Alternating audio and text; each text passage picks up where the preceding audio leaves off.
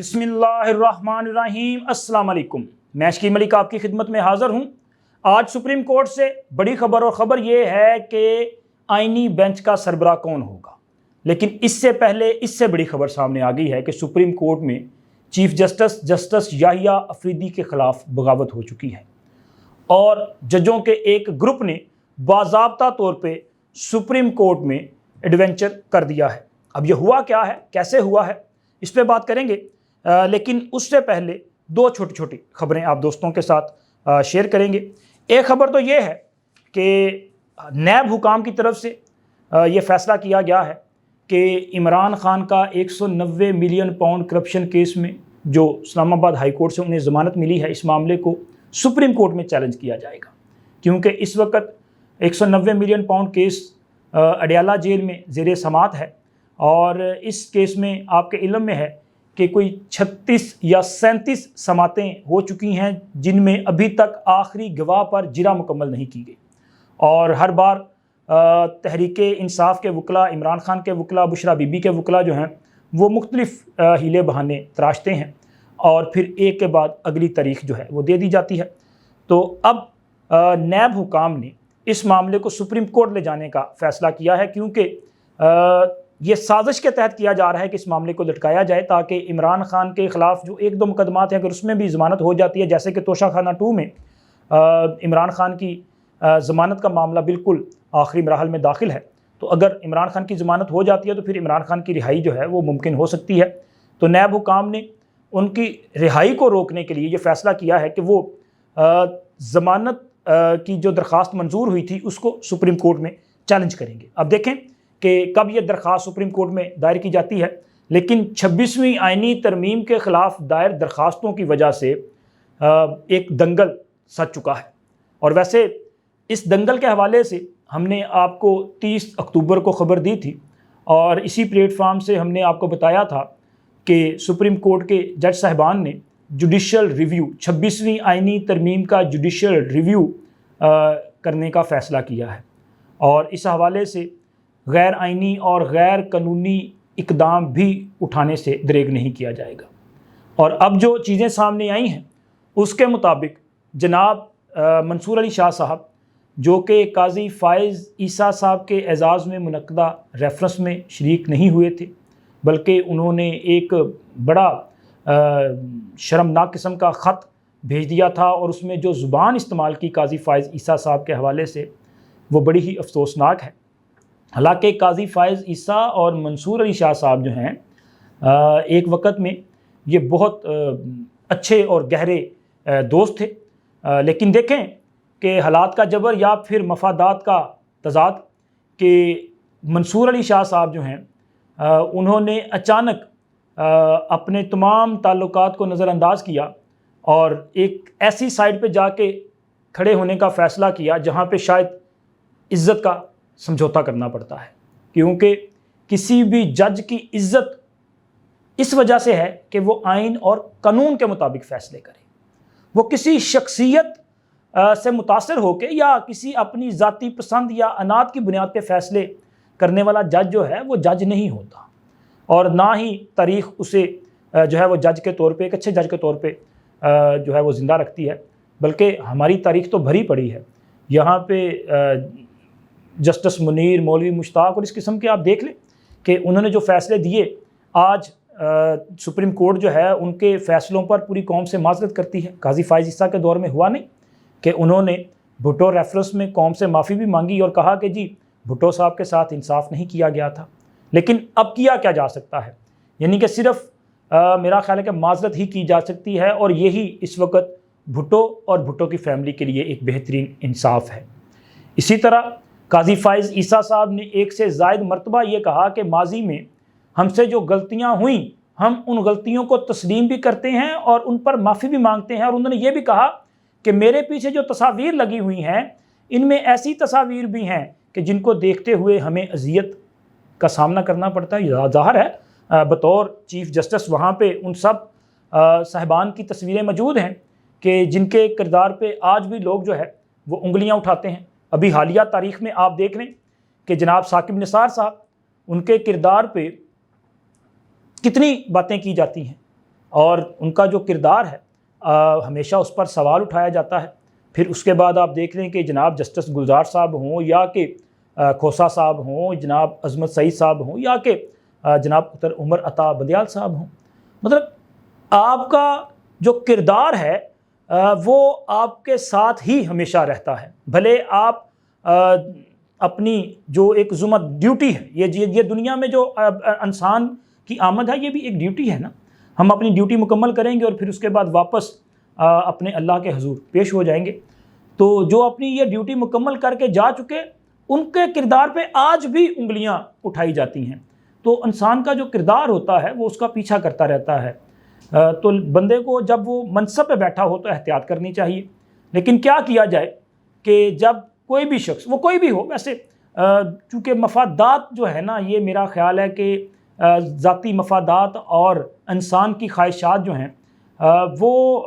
اس پہ حاوی ہو جائیں تو پھر اسی قسم کے کام ہوتے ہیں جس قسم کے جناب ہمارے جسٹس منصور علی شاہ صاحب نے کیا ہے۔ یوں تو منصور علی شاہ صاحب جو ہیں وہ بڑے کمپیٹنٹ جج ہیں اور بڑے ذہین جج ہیں، لیکن انہوں نے عصر کے وقت بھی نہیں بلکہ مغرب سے کچھ لمحے قبل انہوں نے روزہ جو ہے وہ اپنا قضا کیا ہے۔ اگر وہ کچھ صبر کرتے تو شاید ان کی جو دلی خواہش تھی، جو دلینہ خواہش تھی، وہ پوری ہو جاتی اور آج وہ چیف جسٹس آف پاکستان کے منصب پہ فائز ہوتے، لیکن وہ کسی اور کو پیارے ہو گئے، اور جسے وہ پیارے ہوئے اس نے پہلے ہی واویلا کرنا شروع کر دیا۔ عمران خان صاحب، انہوں نے کہا تھا نا کہ ہمارے جج آئیں گے، انقلاب لے کے آئیں گے، وہ اس حکومت کو چلتا کریں گے، پورے کا پورا نظام لپیٹ دیا جائے گا۔ تو اگر آپ پورے نظام کو لپیٹنے کی بات کریں گے تو پھر نظام کا دفاع کرنے والے جو ہیں وہ بھی تو اس کا سدباب کریں گے۔ تو پھر انہوں نے کیا 26ویں آئینی ترمیم جو ہے، آپ دیکھیں کہ اب اس کے بعد عمران خان کے سہولت کار اور کالے بھونگ یہ سارے کے سارے جو ہیں وہ غیر مؤثر ہو چکے ہیں، ڈنگ نکل چکے ہیں، یہ فارغ ہو چکے ہیں، اب ان کی حیثیت کوئی نہیں ہے، لیکن یہ اپنی حرکتوں سے باز نہیں آ رہے۔ جیسا کہ میں نے آپ کو بتایا کہ 30 اکتوبر کو میں نے آپ کے ساتھ یہ خبر شیئر کی تھی جوڈیشل ریویو کی، اور اس وقت منصور علی شاہ صاحب جو ہیں وہ حجاز مقدس میں تھے جہاں پہ عمرہ کی ادائیگی میں مصروف تھے، لیکن 31 اکتوبر کو واپس آئے اور 31 اکتوبر کو انہوں نے جسٹس یحییٰ خان افریدی صاحب کو ایک خط تحریر کیا، اور اس خط میں یہ کہا گیا، وہ خط جو ہے وہ دونوں جج صاحبان کی طرف سے تھا، منصور اور منیب صاحب، کہ جی یہ جو پروسیجر کمیٹی ہے، ججز پروسیجر کمیٹی، اس کا اجلاس بلائیں اور 26ویں آئینی ترمیم کے خلاف درخواستوں کو سماعت کے لیے مقرر کیا جائے، کیونکہ یہ بہت ہی اہم نوعیت کا معاملہ ہے، یہ ارجنٹ بیسس پہ اس معاملے پر جو ہے سماعت ہونی چاہیے اور فل کورٹ کو اس کی سماعت کرنی چاہیے، آپ اجلاس بلائیں۔ اب یحییٰ افریدی صاحب نے اس پہ اجلاس نہیں بلایا، چونکہ یہ اختیار صرف چیف جسٹس کے پاس ہے ایز اے انسٹیٹیوشن ہیڈ، وہ اجلاس کال کریں گے، انہوں نے اجلاس نہیں بلایا۔ تو 31 اکتوبر کو ہی منیب اختر صاحب کے چیمبر میں منصور علی شاہ صاحب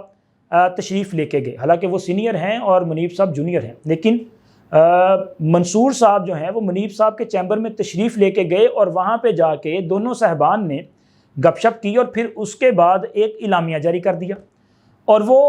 اعلامیہ جو ہے یا وہ جو احکامات ہیں وہ رجسٹرار سپریم کورٹ کو بھی بھیج دیے گئے، جس میں یہ کہا گیا کہ ہم دو جج صاحبان نے جو کہ supreme court practice and procedure committee کا حصہ ہیں، ہم نے میٹنگ کی ہے اور ہم نے فیصلہ کیا ہے کہ 26ویں آئینی ترمیم کے خلاف تمام درخواستیں، اچھا اس میں ان درخواستوں کے باقاعدہ طور پہ نمبرز مینشن ہے لیٹر میں، کہ ان درخواستوں کو 4 نومبر کو فل کورٹ کے سامنے سماعت کے لیے مقرر کیا جائے۔ اب 4 نومبر گزر چکی، 4 نومبر کو کوئی فل کورٹ نہیں بیٹھا، نہ ہی کسی درخواست پر سماعت ہوئی، 26ویں آئینی ترمیم سے متعلق کسی درخواست کو سماعت کے لیے مقرر نہیں کیا گیا، کیونکہ بینچ کی تشکیل کے حوالے سے احکامات جاری کرنا انتظامی طور پہ چیف جسٹس کا اختیار ہے، کاز لسٹ جاری کرنا چیف جسٹس کا اختیار ہے۔ چیف جسٹس نے نہ تو کوئی ججز کمیٹی کی میٹنگ بلائی، نہ اس کمیٹی کی میٹنگ میں کوئی فیصلہ ہوا، نہ ہی کوئی کاز لسٹ جاری ہوئی، اور نہ ہی فل کورٹ بیٹھا۔ پھر اس کے بعد ایک اور تیسرا خط آتا ہے، اس خط میں ہمارے دونوں جج صاحبان منصور اور منیب صاحب یہ پھر کہتے ہیں کہ رواں ہفتے یہ جس ہفتے کا آغاز ہو چکا ہے، اس ہفتے میں 26ویں آئینی ترمیم کو فل کورٹ کے سامنے سماعت کے لیے مقرر کیا جائے۔ لیکن یہاں پہ سوال یہ پیدا ہوتا ہے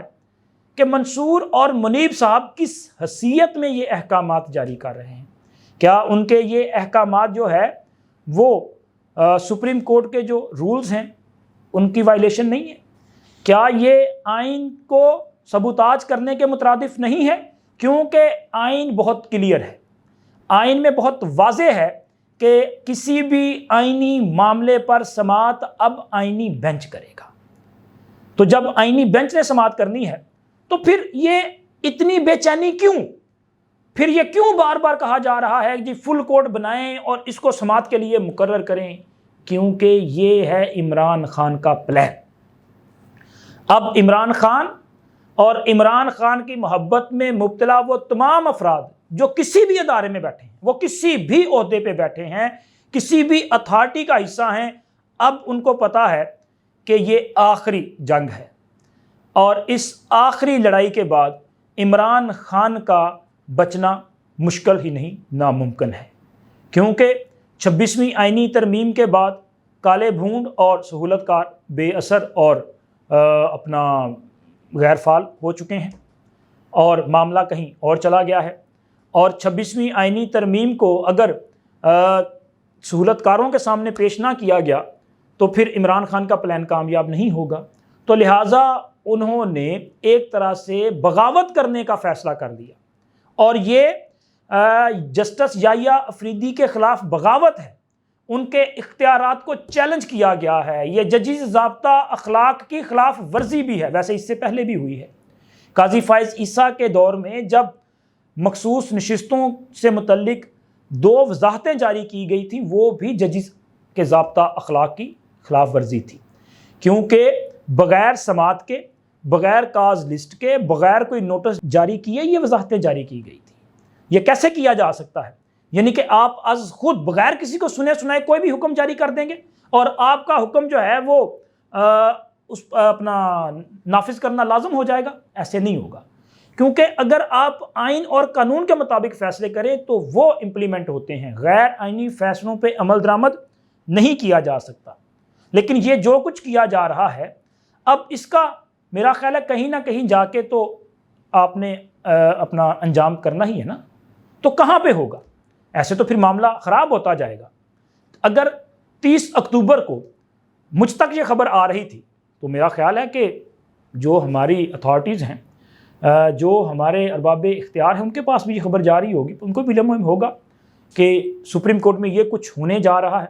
اور اس کا سدباب کیا کیا انہوں نے، کیونکہ ابھی تو آئینی بینچ کی تشکیل کا معاملہ درپیش ہے، اور آج جس وقت یہ ویڈیو ریکارڈ کی جا رہی ہے اس وقت تک آئینی بینچ کے سربراہ کے حوالے سے فیصلہ نہیں کیا جا سکا۔ جوڈیشل کمیشن کا اجلاس جو ہے وہ شروع ہو چکا ہے، لیکن ابھی وہاں سے کوئی اتھینٹک نیوز بھی نہیں ہے، کیونکہ ہو سکتا ہے کہ کمیشن کے اجلاس میں پھڈا شروع ہو جائے۔ ایک تو منصور اور منیب صاحب کی شمولیت پہ اعتراض بھی ہو سکتا ہے، پھر منصور اور منیب صاحب کے ان خطوط کو لے کے یحییٰ افریدی صاحب کا رویہ جو ہے اب وہ کیا ہوگا، یہ بھی بڑا اہم ہوگا کہ وہ اس پہ کیا جواب دیتے ہیں، یہ بڑا اہم ہوگا، وہ ان کا جواب کیا ہوگا یہ بھی اہم ہے۔ تو یہ ساری چیزیں جو ہیں جب تک کلیئر نہیں ہوں گی، حالات جو ہے وہ سموتھلی آگے نہیں بڑھ سکیں گے، کیونکہ ابھی جو کچھ ہو رہا ہے یہ آنے والے دنوں میں مزید اس قسم کے ایڈونچر دیکھنے کو مل سکتے ہیں۔ تو حل کیا ہے؟ میرا خیال ہے کہ حل جو ہے وہ آرٹیکل 6 ہے، کیونکہ آرٹیکل 6 کے حوالے سے جسٹس امین الدین صاحب اور جسٹس نعیم اختر افغان صاحب نے اپنے اختلافی نوٹ میں یہ کہا تھا کہ یہ جج صاحبان جو کہ کہہ رہے ہیں کہ مخصوص نشستیں سنی اتحاد کونسل نہیں تحریک انصاف کا حق بنتی ہیں، وہ آئین کو معطل کر کے یہ ریلیف تحریک انصاف کو دے رہے ہیں، اور آئین کو معطل کرنے والے کی سزا آرٹیکل 6 میں موجود ہے۔ تو اب میرا خیال ہے کہ پھر یہ معاملہ اسی طرف جائے گا، اور جسٹس یحییٰ افریدی صاحب کے ساتھ ان کے درینہ دوستوں نے جو کچھ کیا، یعنی کہ منصور علی شاہ صاحب اور منیب اختر صاحب، کیونکہ جسٹس یحییٰ افریدی صاحب اور منصور علی شاہ صاحب اور جناب اطہر من اللہ صاحب، آپ کے علم میں ہے کہ انہوں نے جب عملی وکالت کا آغاز کیا تھا تو اس وقت انہوں نے ایک مشترکہ لا فرم قائم کی تھی، آئی تھنک افریدی شاہ من اللہ، اور پھر اس کے علاوہ منصور علی شاہ صاحب اور یحییٰ افریدی صاحب جو ہیں اور منیب اختر صاحب یہ کالج فیلو بھی ہیں. یہ تینوں لاہور کے ایچیسن کالج کے فارغ التحصیل ہیں. منصور صاحب اور یحییٰ افریدی صاحب یہ کلاس فیلو بھی ہیں, کالج فیلو بھی ہیں, جبکہ منیب اختر صاحب جو ہیں وہ ان سے 1 سال جونیئر تھے. تو اب یہ پرانا تعلق ہے. اسی تعلق کی بنیاد پر آپ دیکھیں نا کہ یحییٰ افریدی صاحب جب چیف جسٹس بنے تو انہوں نے منصور علی شاہ صاحب کے جو مطالبات تھے ان پر کمیٹی, جو ججز کمیٹی ہے, اس کی تشکیل نو بھی کی. پھر منصور علی شاہ صاحب کا وہ جو اپنا کیس مینجمنٹ پلان ہے اس کو اڈاپٹ کیا. پھر اس کے علاوہ انہیں ADR کمیٹی کا چیئرمین مقرر کیا. بہت عزت دی, بہت اہمیت دی. تو اس کے ریٹرن میں کیا ملا ہے جناب؟ منصور صاحب کی طرف سے بغاوت. تو بالکل مجھے وہ آخر میں جناب میاں محمد بخش صاحب کا صرف شعر یاد آ رہا تھا کہ نیچاں دی اشنائی کولوں فیض کسے نہیں پایا, ککر تے انگور چڑھایا تے ہر گچھا زخمایا. باقی اللہ حافظ.